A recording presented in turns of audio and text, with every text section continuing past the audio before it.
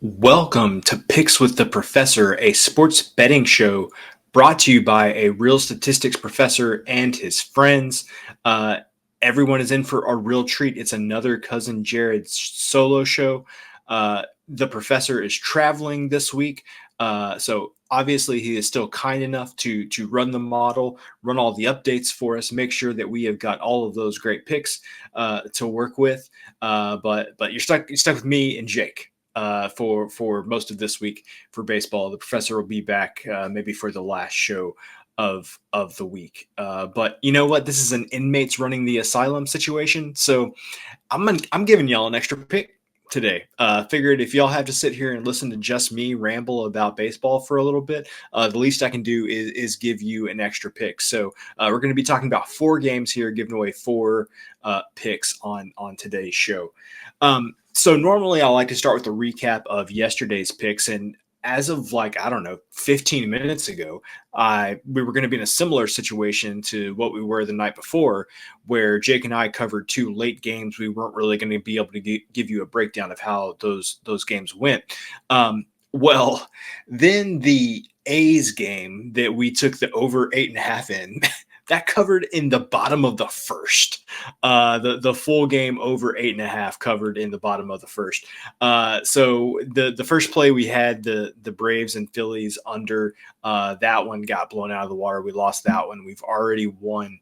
Like I said, that A's over, and the Giants are still playing as I am recording this. So 1-1 so far on the 3 picks we made on show, with 1 still pending. So I also like to just give a general idea of what I'm thinking about the state of baseball right now. And I think the thing that's just kind of been sticking with me the past couple of days, the Dodgers are they were doing great this season until they hit the Washington Nationals, and the Dodgers just can't handle the Nationals right now. We talked before about the Padres getting off to a hot start this season, and kind of under the radar, the Giants are playing really good as well. I think what I am hoping is that, obviously feel like the Dodgers are going to be good for the length of the season, but I'm really hoping that the Giants can stay good through, the first month and a half, 2 months of the season. I feel like it's been a little while, and the people that really pay close attention to NL West baseball may disagree with me here, but I feel like it's been at least a handful of years since the Giants-Dodgers rivalry was as nasty as maybe it was in the early to mid 2000s. And I know part of that is just because the Dodgers have been so good, very difficult for any team to be on the same planet as them. But if the Giants can kind of play well the first month or 2 of the season and give themselves some positive vibes, get that right attitude going up against the giant that is the Dodgers, I think that will be. I will be really glad to see that rivalry kind of come back in force, because I know that was such a big part of my formative years growing up, was that heated rivalry between the Giants and Dodgers. So what I've seen the past 5 days or so makes me think maybe the Dodgers are still really good, but maybe that rivalry has a chance of making a little bit of a comeback, because the Giants are playing really well right now as well. So we'll go ahead and get into our picks for Wednesday, April 9th. But first, just a couple of reminders. Sideline is a player-based model, so it reflects the current roster, takes into account suspensions and who is on the injured list. Average grade is 100. Higher implies more runs. So remember, for offenses, you want a higher number. For pitchers, you want a lower number, which would imply less runs. We're projecting an average game, but in one game, anything could happen, and anything is a good bet at the right price or number. I have a pick for you in today's show where, it's one of those teams that normally you don't feel good about backing, but we're going to do it because the price is right. And just a reminder, if you're serious about sports betting, join us over on Dub Club. The honor roll package gets you access to Discord, which is a lot of good information, a lot of good conversation, some other handicappers there that you can kind of see their picks as well, projections, probabilities, and price thresholds for all sorts of markets. We've got baseball and hockey going on right now. Just wrapped up college basketball. We'll be doing NFL and college football in the fall. So lots of different sports there.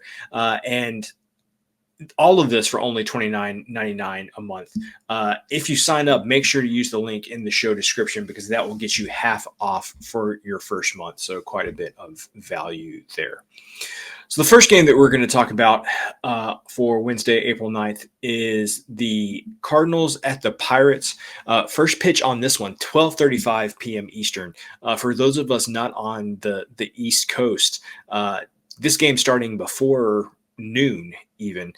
So make sure that you're watching this early and get your bets in early on this one, folks. We've got Eric Fetty on the mound for the Cardinals against Mitch Keller for the Pirates. And for me, kind of what caught my eye on this one was a couple of things. Number one, we have been a proponent of Mitch Keller for years here at Picks with the Professor. And so anytime that there is a, Pirates game where Keller is starting and we see an edge on the opposing team, that kind of catches my attention. At least I think if the professor was here, he would say the same thing. That catches his attention because the Cardinals are being priced right now. There's a little bit of value on them. So our official play on this one is going to be Cardinals minus 112. That's a B grade. But again, because of the fact that we know Sideline likes Mitch Keller, it loves to back the Pirates when Mitch Keller's on the mound. And so the fact that there's still some value on the Cardinals here is kind of one indication for me. The other thing that I've been looking at is if you've been looking at the picks that we've made so far this year, Sideline's backed the Cardinals a lot. And that did not work out for the best during that series with the Angels. That the Angels are definitely outperforming Sideline's expectations right now. And then the Cardinals went and played at Boston. Not exactly a great outcome there for the Cardinals, but Sideline was doing better. We backed the Red Sox a couple of times in that series. And so here, this is really the first series that we've had where Sideline has said, hey, there's edge on the Cardinals, and it's coming through in wins for us. So I think that Sideline's doing a little bit better job of judging the Cardinals as more data is coming in. And again, it really says something to me that Sideline is going against Mitch Keller. Obviously, the starting pitching, it is an edge towards Keller, but man, that offense for the Pirates, we're going to be talking about that all season. That offense is just not good. And, unless they have a superhero on the mound, talking about the Pirates, which they do, about one out of every 5 games, it's going to be really hard for them to stay in some games. Offense is bad. The relievers aren't good. And so really they're really starting pitching reliant on the top end there. So we think the Cardinals are a good play at minus 112. I would say probably like minus 115, minus 116, minus 117, all probably a number where I would still recommend playing the Cardinals. So the second game that we're going to talk about, I know everybody is shocked to see that we are going to talk about the A's again on this show, but as our friend Lee Corso would say, not so fast, my friend. Maybe we're not going in the direction that you think we are with this one. So first pitch for this game, 3:35 p.m. Eastern. Randy Vasquez on the mound for the Padres going up against Osvaldo Bido for the A's. So as you can see on the screen here, both starting pitchers, nothing to write home about. Two of the more not good starting pitchers in the league. Relievers, it's a wash. They're fine, not terrible, not great. We have been loving the A's overs when they've been playing in Sacramento. And again, covered the over 8.5 in the bottom of the first tonight. But on this game, we're actually going to back the A's at plus 111. I will say this line has moved since we pulled lines in. It's down to like A's plus 102, plus 103.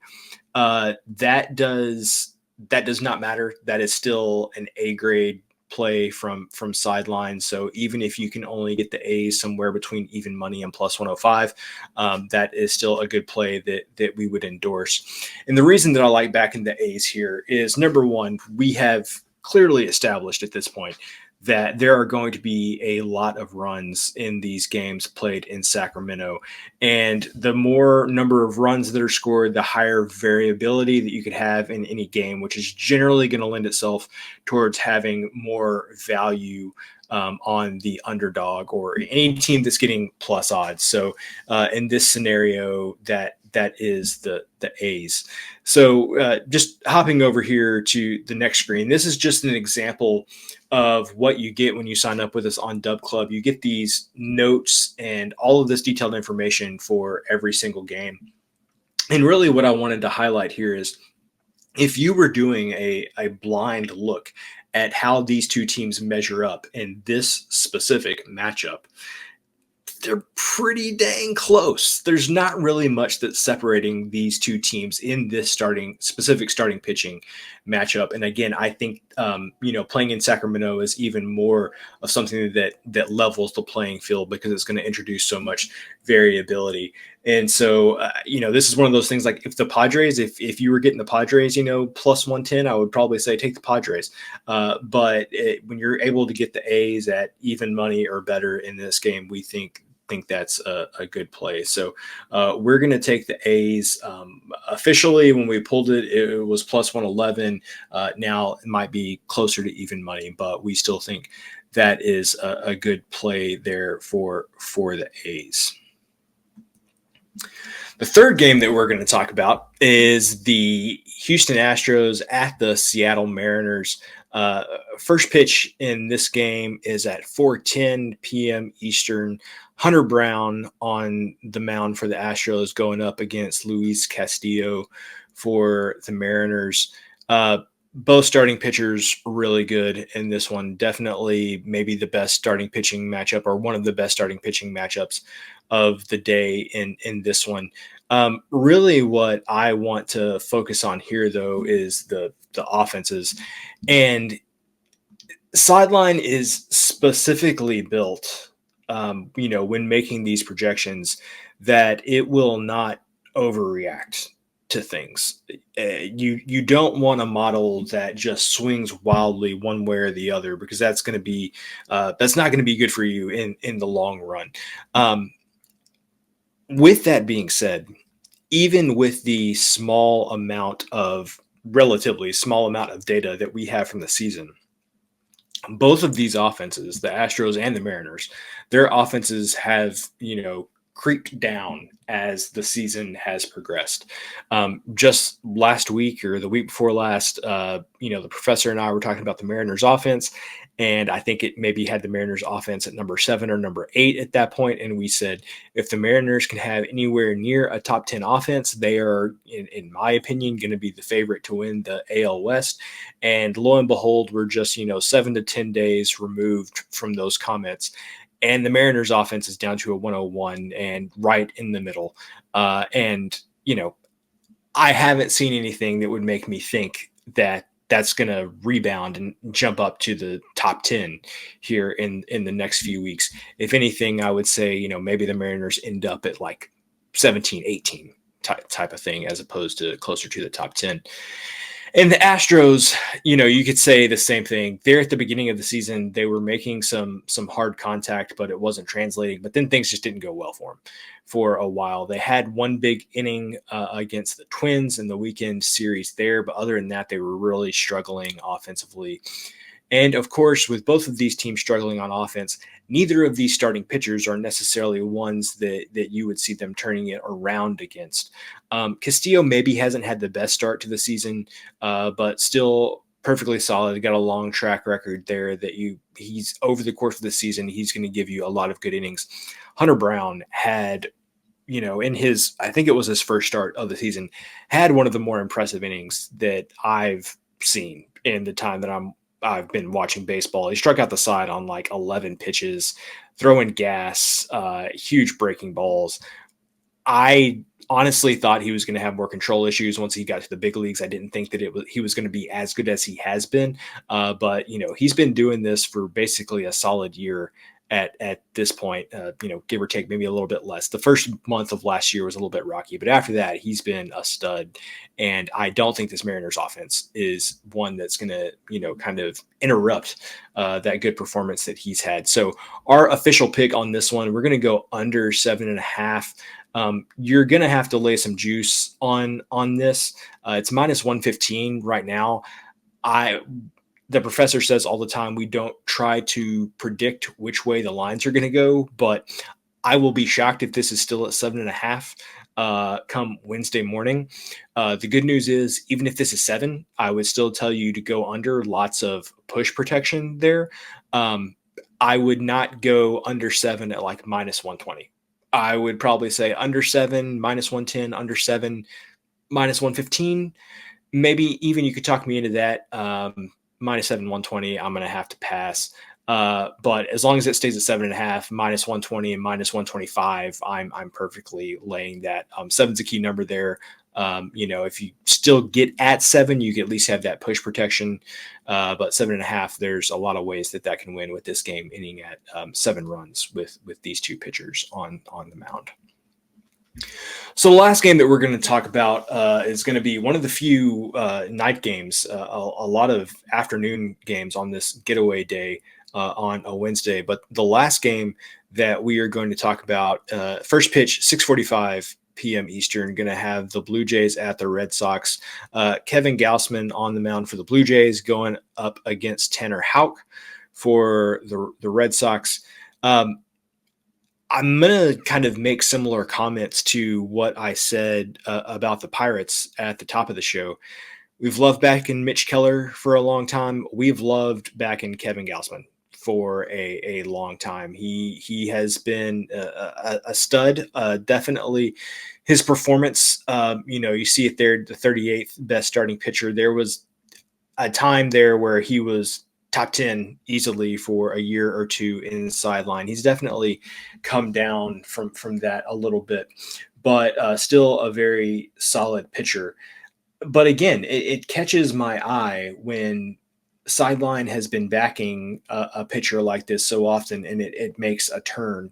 And in this case, sideline says that there's value on the Red Sox, which is good because I feel like it matches what my eyes have been seeing, which, the Red Sox clobbered the Cardinals this past weekend.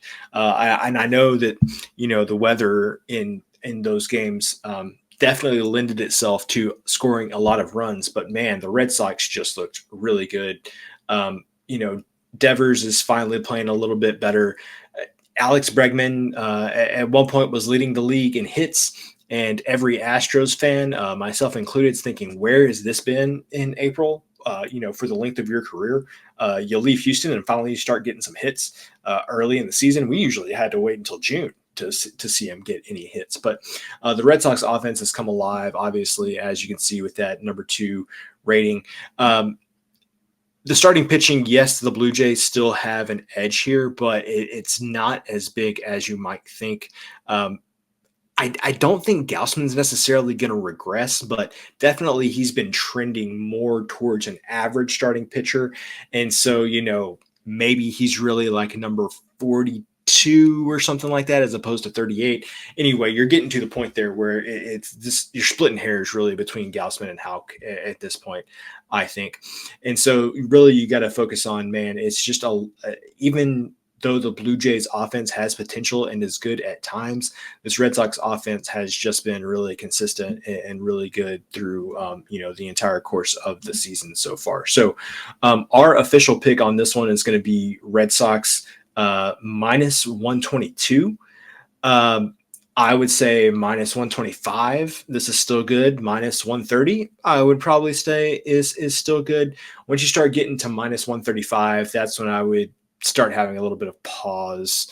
If the best you can do is minus 135, maybe come back and check on Dub Club tomorrow when the professor runs his updates, see what the first 5 markets are. If you really want to be invested in this game, Red Sox at minus 135, it's fine, but there may be some other areas that you could capitalize on more than the back in just the Red Sox on the full game line at that point. But we like the Red Sox here. And again, for me personally, this is it's kind of caught my attention that Sideline's going against Gaussman here.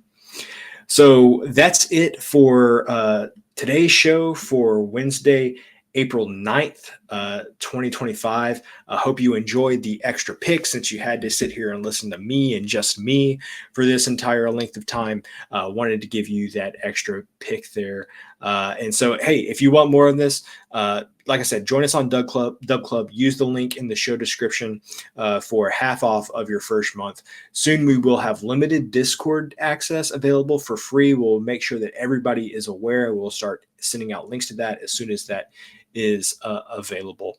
And so thank you for joining us for today's show. We'll be back tomorrow with more baseball picks. But until then, remember, you can eat your betting money, but please don't bet your eating money.